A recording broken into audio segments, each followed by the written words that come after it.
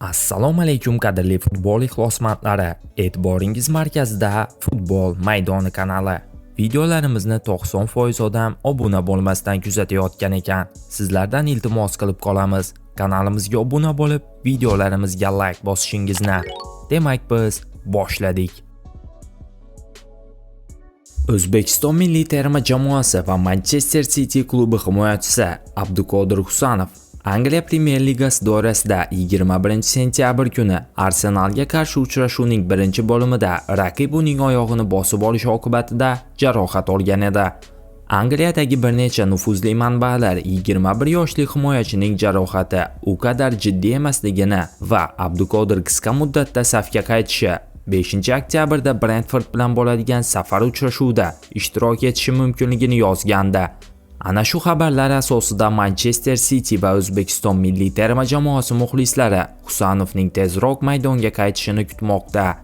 Biroq Sport Small sayti eksperti Oliver Thomas Angliya Premyer Ligasi 7-tur oldidan Manchester City'ning lazaretdagi o'yinchilari haqida tayyorlagan ma'lumotnomasida Abduqodir Husanovning tiklanish muddati cho'zilganini ma'lum qildi.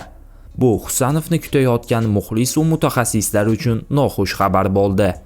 Manchester City yakshanba kuni Brentfordga qarshi Premier Liga doirasida GTH Community stadionida bo'lib o'tadigan uchrashuvda barcha musobaqalardagi mag'lubiyatsiz seriyasini 7 ta o'yinga yetkazishga intiladi. Josep Guardiola jamoasi so'nggi 3 ta chempionat o'yinida 7 ochko to'pladi.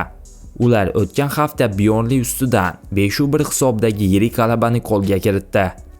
Biroq chorshanba kuni UEFA Chempionlar Ligasi umumiy bosqich 2-turidan o'rin olgan uchrashuvning so'nggi daqiqalarida bahsli penalti sababli Monaco bilan 2-2 hisobda durang qayd etib, ochko bo'lishga majbur bo'ldi. Endi City bor diqqatini yana Premier Ligaga qaratadi. Bugungi dasturimiz shundan iborat edi.